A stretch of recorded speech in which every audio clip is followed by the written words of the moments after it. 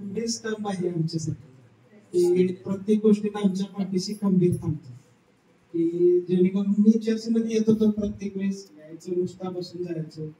प्रत्येक वर्षी असंच चालू होतं असं झालं की अंकलांनी न्यू इयर दिवशी मला बोलवलं की तुला चर्चचं फायनान्शियल सांगायचं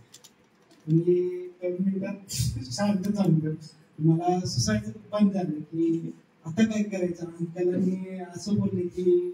आता तुला सगळं सांभाळायचं 2 मिनिटात प्रार्थना केली साईडला जाऊन अंकल म्हटले काय घाबरू नकोस मी तुझ्या सोबत आहे